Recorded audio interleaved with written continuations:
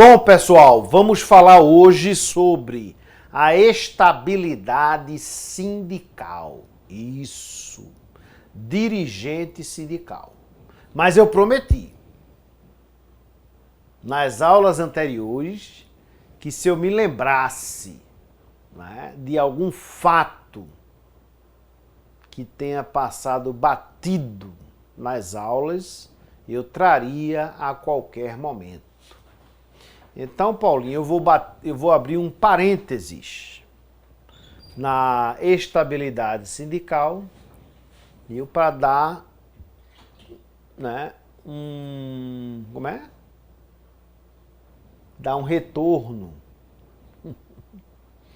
voltar, né, um pouquinho para a estabilidade gestante, viu? Aí eu vou dizer em relação à estabilidade gestante. Esquece estabilidade sindical, por exemplo. Desculpa, por enquanto. Daqui a pouco eu continuo. Em relação à estabilidade gestante, tá? Não deixe de diferenciar. Ou seja, não confunda aborto com natimorto, tá? E muitas vezes o juiz do trabalho precisará de uma perícia médica para detectar se houve aborto, não é? Que a CLT ainda insiste em falar em aborto não criminoso, tá? Ou nascimento sem vida do feto, que é o caso de natimorto. Viu? Eu já peguei um caso desses que eu tive que determinar a realização de perícia por um médico, viu? Ginecologista, obstetra, que pudesse verificar, naquele caso, se era aborto ou natimorto. Você vai se deparar com inúmeras obras doutrinárias que fixam os meses para essa diferenciação. Se for até os 6 meses, é aborto. Após os 6 meses, é natimorto. Como se o jurista, né, tivesse a formação necessária para apurar caso a caso, viu, as situações. Meu Deus do céu! Não existe nada mais subjetivo do que um caso submetido a um médico. Viu? Isso leva em conta a formação da mãe. Viu? Tem mulher que menstrua com 11 anos, tem mulher que menstrua com 13, 14 anos. Tudo isso é levado em conta pelo profissional médico e isso influi na análise da gestação. Tem feto que sobrevive a um parto com 7 meses de gravidez. Outros não. Então, o desenvolvimento do feto é condição sine qua non para análise dessa questão. Viu? Então, o juiz tem que ser prudente ao analisar aquele caso. E data máxima vênia, desprezar, né, esses obtusos doutrinadores que querem objetivar aquilo que é plenamente subjetivo. Não é? Para esses doutrinadores não existe a psicanálise. Não existe a diferenciação do desenvolvimento de um corpo feminino. Não existe genética. Não existe o desenvolvimento do feto que se dá caso a caso. Não é? Então, são conclusões sorumbáticas, macambúzias, que devem ser desprezadas por quem tem amor ao direito. Combinado? Muito bem. Sendo constatado cientificamente o aborto não criminoso, o que é muito estranho de falar, porque o que é ou não é criminoso dependeria da justiça criminal, que é marcada pela presunção da não culpabilidade. Então eu não entro nem nessa esfera. Para mim, se cientificamente for comprovado o aborto, ponto, sem entrar no mérito da questão previdenciária do criminoso ou não criminoso, eu vou decretar em sentença que o aborto, né, finalizou a estabilidade gestante. Por quê, professor? Porque a estabilidade gestante, à luz do da linha B, né, do segundo inciso do artigo 10 do ADCT, Ato das Disposições Constitucionais Transitórias, né, o aborto não é parto. É a perda do filho, é o fim drástico de uma gestação. E essa norma diz que a estabilidade gestante vai dar confirmação da gravidez, que nós já estudamos. É a data da concepção do feto, né? Ela prossegue até 5 meses após o parto. É outro fato gerador. Então, para a estabilidade gestante, é preciso que ocorra o parto. Viu? E em se tratando de aborto, parto não ocorreu. Tá? Então, ocorrendo o aborto não criminoso, a empregada terá direito a uma licença que será paga pelo INSS, chamada licença aborto. Artigo 395 da CLT, complementado pela Lei 8.213 de 91, que determina o pagamento, pasmem, do salário maternidade durante a licença aborto, que durará 2 semanas, mas poderá ser prorrogada, viu? Por determinação médica. E todo esse custo será do INSS. Viu?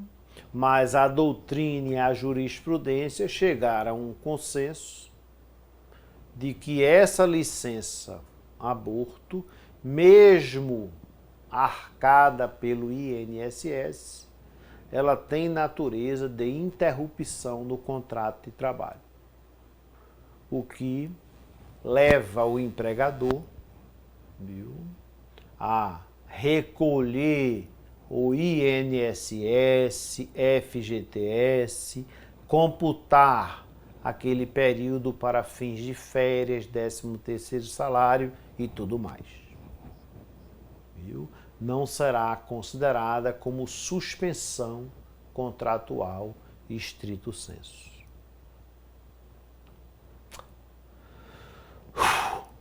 Agora, se cientificamente for comprovada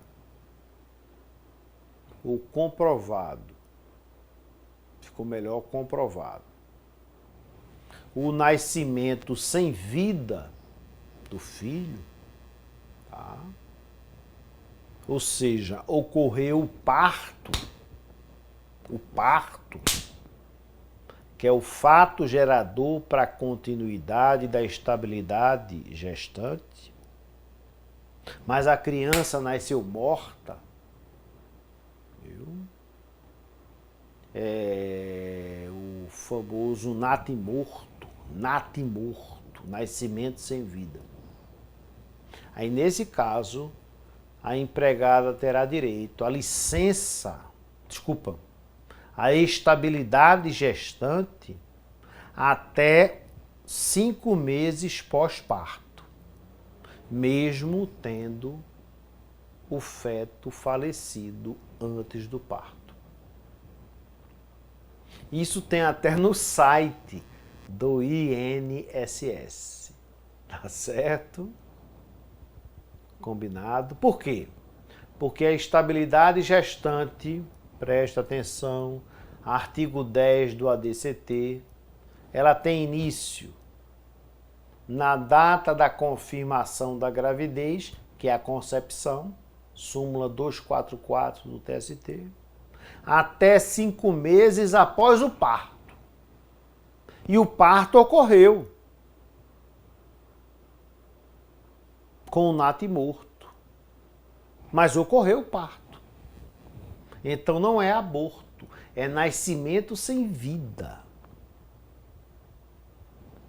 Então essa empregada terá direito à estabilidade, à licença maternidade, tudo isso em sua completude,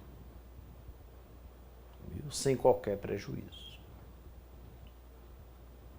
Viu? E essa questão do natimorto tem influência, inclusive, no direito civil, na parte do direito de sucessão. Porque nasce a criança aparentemente morta. Viu? Mas os médicos farão determinados exames para saber se ela nasceu morta ou se ela nasceu viva e morreu segundos após, minutos após o nascimento. Tem até um exame famoso, citado por Maria Helena Diniz, em sua clássica obra, maravilhosa, a docimasia respiratória. Para saber se quando a criança nasceu, se existia ar nos pulmões. Porque se ela respirou depois do parto, significa que ela nasceu com vida e depois morreu. E o nascimento com vida tem algum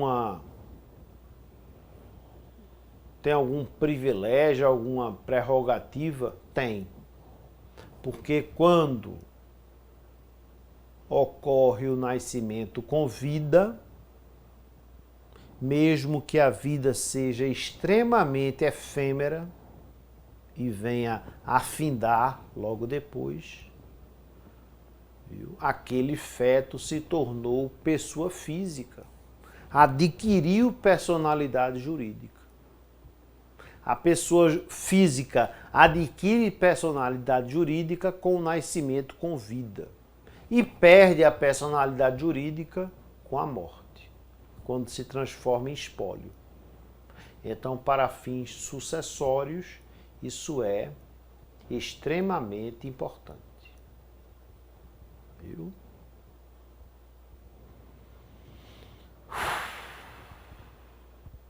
Agora, quando ela nasce morta, aí ela não adquiriu personalidade jurídica. Nunca foi, aquele feto nunca foi uma pessoa. Então ele não pode ser sucessor no direito civil. No direito do trabalho, isso não importa. Seja natimorto, estrito sensu, seja um feto que nasceu com vida e logo depois morreu, no primeiro caso ou no segundo, a empregada terá direito à estabilidade gestante em sua integralidade, que vai findar no 5º mês, no final do 5º mês pós-parto. Fechado? Parênteses. Agora a estabilidade sindical. A estabilidade sindical, o nome diz, né? Ela protege, como garantia de emprego, o dirigente sindical. E aí você corre, né, para o artigo 8º, inciso 8º da Constituição Federal e também para o artigo 543 da CLT. O dirigente sindical terá direito à estabilidade desde o momento do registro de sua candidatura à eleição sindical. Essa estabilidade vai, né, até a apuração das eleições. E se ele foi eleito, a estabilidade continua até um ano após o final do seu mandato. Mandato sindical. E qual é o mandato sindical, professor? Aquele definido no estatuto do sindicato. Compreende? É o princípio da liberdade sindical.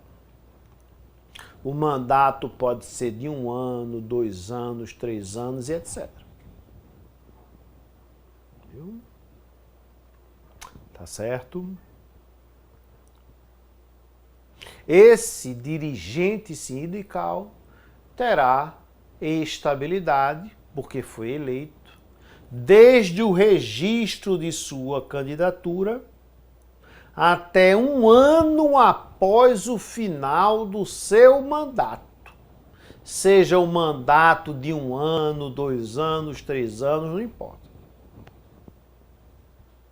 E essa estabilidade, ela abarca tanto o dirigente sindical titular como o suplente, o seu suplente. Fechado? Muito bem.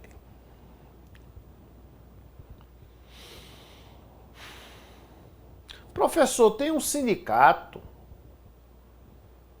eu vi no estatuto, que tinha 50 dirigentes sindicais.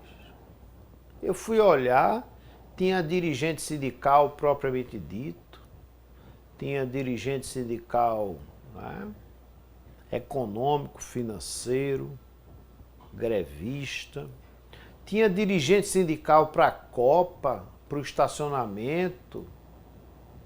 Né? Eu fiquei meio confuso.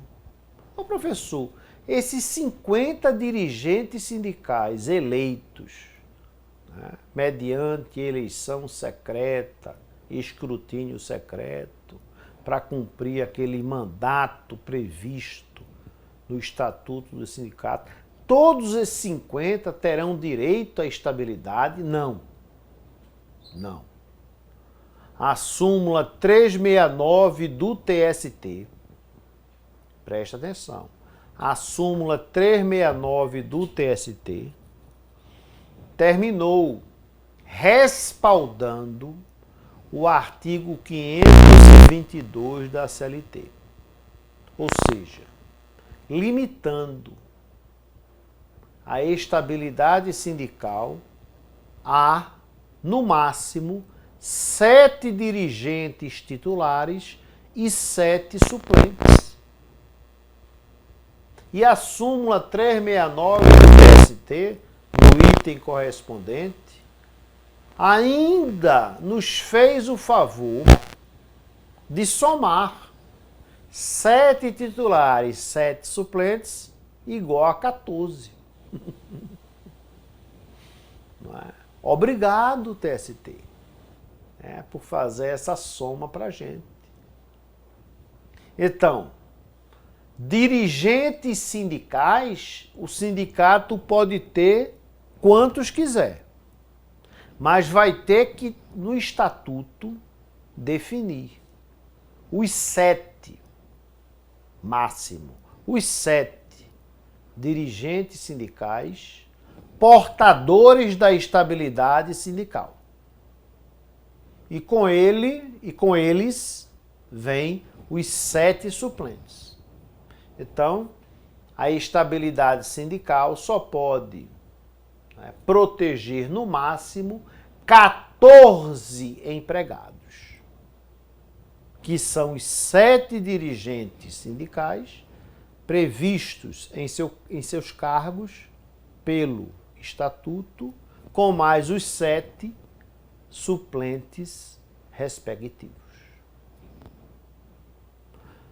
Súmula 369 do TST, dá uma olhada no item que prevê isso. Tá certo? Quantos dirigentes sindicais o sindicato pode ter? Quantos quiser. Mas quais serão aqueles detentores de estabilidade? Os 7 é o máximo, definidos no Estatuto. Esses 7 dirigentes titulares, terão a garantia de emprego, assim como os 7 que os acompanham, que são os 7 suplentes. Totalizando 14, Paulinho, por sindicato. Tá certo? Combinado? Muito bem. Professor, para o dirigente sindical, a gente aplica aquela regra do aviso prévio da gestante, do artigo 391-A da CLT, se a concepção ocorrer durante o aviso prévio trabalhado ou indenizado, a empregada terá direito à estabilidade gestante. Não. A súmula 369 do TST, acertadamente, vale aqui o voto de louvor, diz que a inscrição do empregado para a eleição sindical durante o aviso prévio, trabalhado ou indenizado, não lhe garante o direito à estabilidade, independentemente do resultado das eleições. Então, o aviso prévio vai se sobrepor a essa inscrição.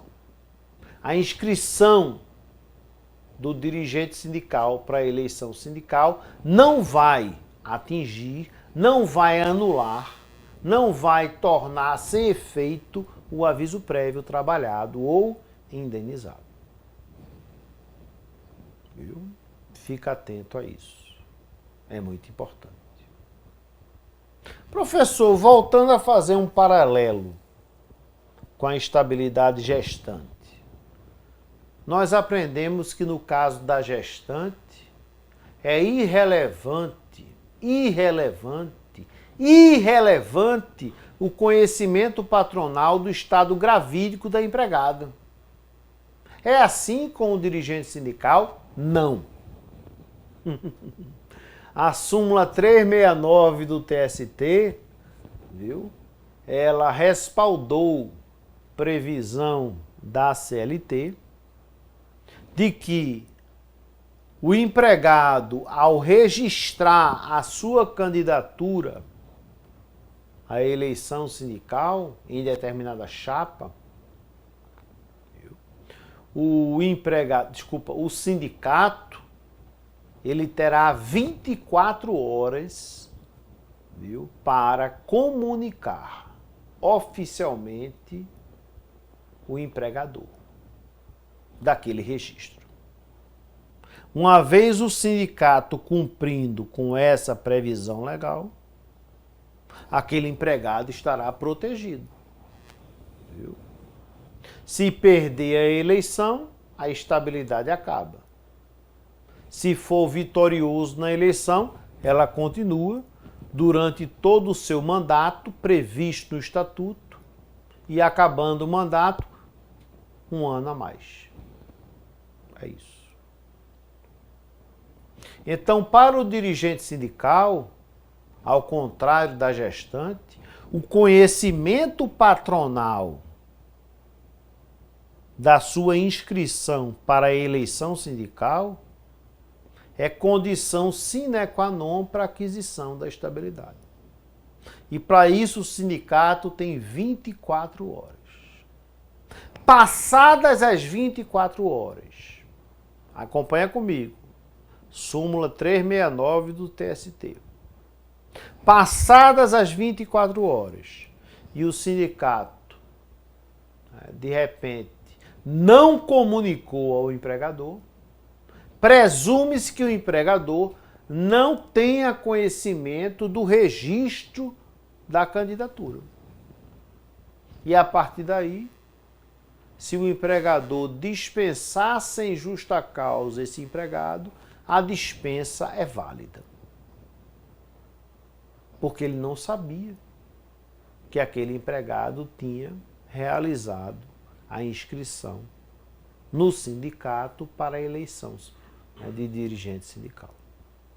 E esse empregado, se sentindo prejudicado, vai ter que cobrar na Justiça do Trabalho, do sindicato, uma reclamação movida contra o sindicato, viu, as indenizações, viu, que o seu advogado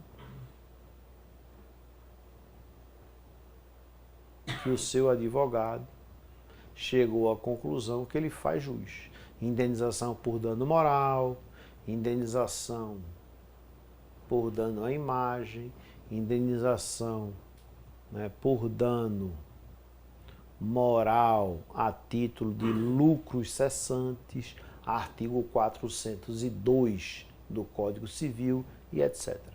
Tudo na Justiça do Trabalho. Viu? Ou é o segundo inciso ou o terceiro inciso do artigo 114 da Constituição.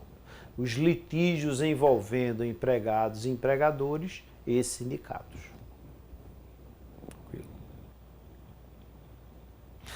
Mas a súmula 369 do TST continua. O empregado registrou a candidatura, viu? Durante as 24 horas, o sindicato não comunicou ao empregador. E semanas se passaram e o empregador manteve o empregado trabalhando. E ele não tem proteção de estabilidade. De repente,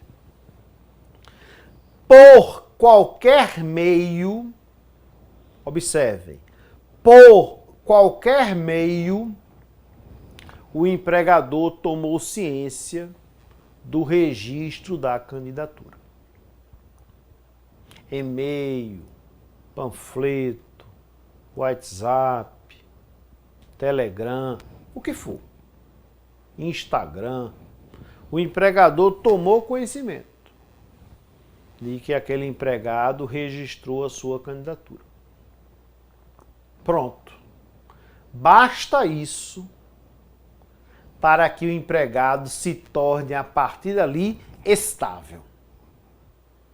E se for eleito, aí a estabilidade, né, prossegue até 1 ano após o final do seu mandato. Princípio da boa-fé. Combinado? O sindicato não comunicou oficialmente ao empregador o registro da candidatura. Mas o empregador, por qualquer meio, né, até por uma mensagem do WhatsApp do próprio empregado, tomou conhecimento daquele registro. A partir daí, o empregador, né, pode até checar, né, mas se convencendo do registro, sabe que aquele empregado está protegido pela estabilidade acidentária. Se houver uma dispensa sem justa causa, esse empregado terá direito à reintegração ao emprego. E ponto final. Fechado?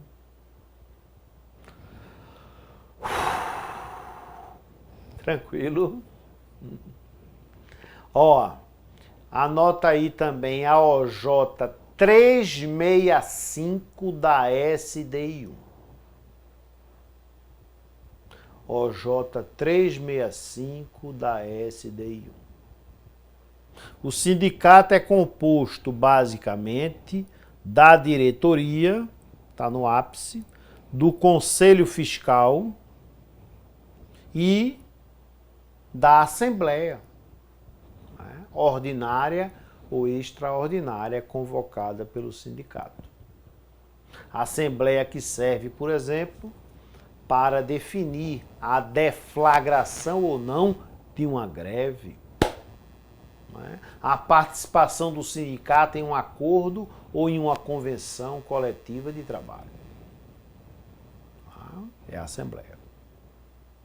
Bom, a OJ 365 da SDI1, precedente jurisprudencial do TST, concluiu que o membro do Conselho Fiscal não faz jus à estabilidade, porque ele simplesmente fiscaliza o setor financeiro e econômico do próprio sindicato. Ele não entra em confronto com o empregador. Por isso que o membro do Conselho Fiscal não tem estabilidade. A estabilidade é restrita aos membros da diretoria e mesmo assim, né, com limitação de 7 titulares com mais 7 suplentes. Anota também a OJ 369 da SDI1. Isso, mesmo o número da súmula. Mas agora OJ 369 da SDI1. Que trata do delegado sindical. Que nome bonito, professor, é. Viu? Mas não vale nada. O delegado sindical é aquele empregado eleito em uma agência, viu? Em uma loja, em um ponto de venda, em um estabelecimento patronal, para servir de canal de comunicação, né, daqueles empregados do estabelecimento com o sindicato. Aí veio o nome, delegado sindical. Pô, o cara é delegado. Delegado sindical não faz parte da estrutura sindical. Delegado sindical não tem direito à estabilidade do dirigente sindical, porque ele não integra qualquer diretoria sindical, quer como titular, quer como suplente.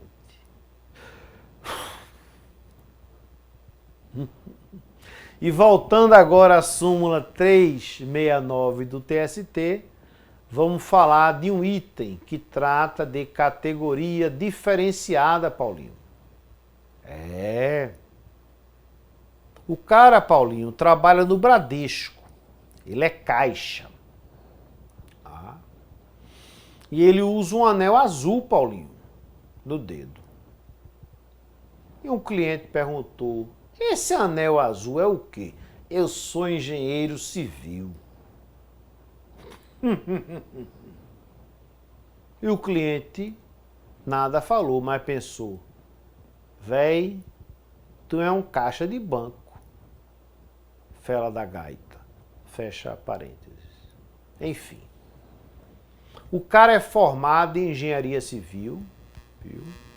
E ele é membro, não é, do sindicato, filiado, né, ao sindicato dos engenheiros civis daquele estado. E de repente as eleições foram lançadas para o sindicato dos engenheiros civis e ele registrou a candidatura. E o sindicato remeteu, Paulinho, um ofício ao banco, dizendo que o cara tinha registrado candidatura à eleição no sindicato dos engenheiros civis. E ele chega, Paulinho, segunda-feira, né, depois do registro, todo pomposo, olha para o gerente geral da agência e diz, sou estável, agora eu sou estável. Aí o gerente faz, oxe, a eleição sindical dos bancários, né, é daqui a 3 meses, que frescura é essa? Não, eu registrei candidatura no sindicato dos engenheiros civis. Mas você não realiza essa atividade. Pronto. É aí que nós chamamos a baila a súmula 369 do TST. O empregado de categoria diferenciada, engenharia civil, tá, que registrar a candidatura no seu sindicato, engenharia civil, ele só terá estabilidade sindical se ele exercer na empresa aquela atividade diferenciada. Aí eu pergunto, no Bradesco, que é o patrão dele, ele é engenheiro civil? Não, ele é caixa. Então ele é bancário. Compreende? Se ele fosse engenheiro da Caixa Econômica Federal, se ele fosse engenheiro do Santander, aí ele teria direito à estabilidade. Mas ali no Bradesco ele é caixa. Nada do que ele faz tem pertinência à engenharia civil. Então, na qualidade de bancário, ele só dará direito à estabilidade se ele concorrer, registrar a candidatura à eleição, né, do sindicato dos bancários. Atividade que ele exerce. É isso que a súmula 369 diz, do TST.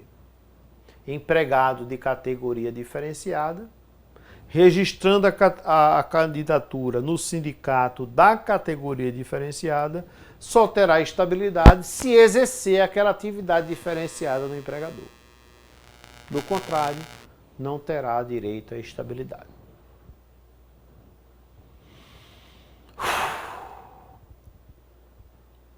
Tranquilo? Agora vamos para o artigo 543 da CLT, que também prevê a estabilidade sindical. 543 da CLT. Viu?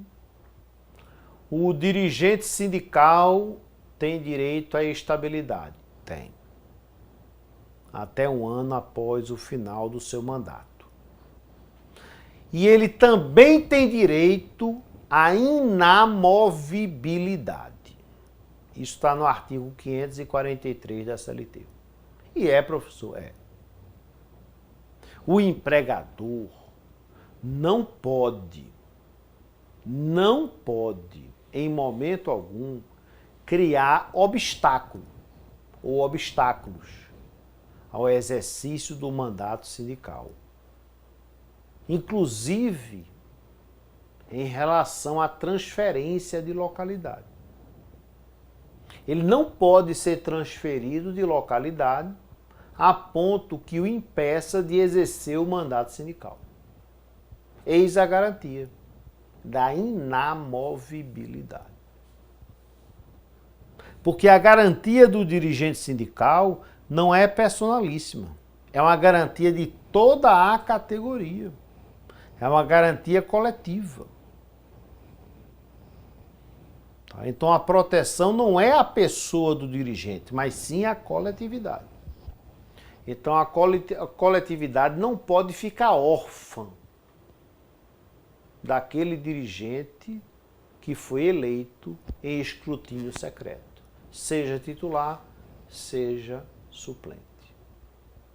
Então, além da estabilidade, o dirigente sindical tem direito à inamovibilidade. Mas chegou um requerimento, professor, do dirigente para ser transferido, porque sua esposa passou em concurso público. Ele quer sair de São Paulo para o Acre. Bom, esse requerimento importa na renúncia à estabilidade. Porque no Acre já vai ter um sindicato com todos os dirigentes preenchidos. Viu? O artigo 543 fala disso, mas esquece do artigo 500 do CPC, que diz que o pedido de demissão de um empregado estável tem que ser homologado pelo sindicato. Ou seja, aquela manifestação de vontade tem que ser chancelada, autorizada, considerada válida pelo sindicato da categoria profissional. No caso de pedido de transferência, que importa na perda da estabilidade, por analogia, eu aplico o artigo 500 da CLT. O empregador só deve autorizar essa transferência mediante a chancela sindical. Combinado? Porque isso vai importar na renúncia à própria estabilidade. Pedido de demissão, pedido de transferência. Ambos importam na renúncia ao direito à estabilidade. Combinado? Tranquilo? Muito bem. O que mais sobre a estabilidade sindical? O que mais? Sim. O dirigente sindical, titular ou suplente,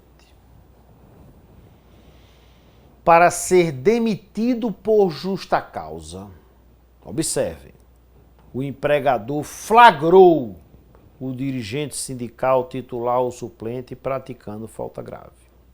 Ou tomou conhecimento do fato. E o fato foi apurado, viu? E de fato, redundância, né? Ficou comprovada a falta grave ou as faltas graves praticadas pelo dirigente sindical, titular ou suplente. O empregador não poderá demitir por justa causa esse empregado. Por quê? Porque ele é dirigente sindical, titular ou suplente. Está na súmula 379 do TST. O empregador poderá, para mim deverá, suspender preventivamente esse empregado dirigente sindical, nos termos do artigo 494 da CLT. Não é suspensão disciplinar, artigo 474 da CLT, não. é suspensão preventiva. Artigo 494 da CLT. A suspensão disciplinar 474 da CLT só pode durar 30 dias no máximo, sob pena de rescisão indireta do contrato de trabalho. A suspensão preventiva, artigo 494 da CLT, ela vai durar até a conclusão do processo. Ok? Com um detalhe. A partir da suspensão contratual do dirigente sindical titular ou suplente acusado de praticar falta grave, o empregador tem que ajuizar uma ação dentro de 30 dias. Prazo decadencial. Súmula 403 do Supremo Tribunal Federal, STF. Artigo 853 da CLT. 30 dias, prazo decadencial. Tá certo? Essa ação chama-se inquérito para apuração de falta grave. Essa ação está prevista nos artigos 853 a 855 da CLT. É uma ação desconstitutiva, porque ela visa a desconstituição de um vínculo, de uma relação de emprego. Tá certo? Não é declaratória, não é condenatória. É desconstitutiva. Viu? Ou não constitutiva, se você preferir. Combinado? Nessa ação, o empregador vai requerer ao juiz, né, a declaração da rescisão contratual por justa causa praticada pelo empregado, dirigente sindical, titular ou suplente. Apesar da declaração, que está presente em toda e qualquer ação, viu? O objetivo principal é a desconstituição de um vínculo jurídico, de uma relação jurídica, no caso, uma relação de emprego. Julgado procedente o inquérito,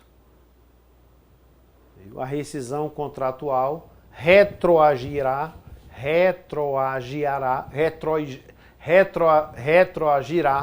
voltará, quase que não sai, a data do início da suspensão preventiva. Tá certo? É o cansaço. Viu? Porém, Paulinho, se o inquérito for improcedente, o empregado retornará ao trabalho e terá direito, Paulinho, de ofício, independentemente de reconvenção, a receber todo o retroativo do período, não é, do injusto afastamento. Aquela suspensão vai se transformar numa interrupção contratual. Artigo 495 da CLT. Combinado? Pronto. É só isso.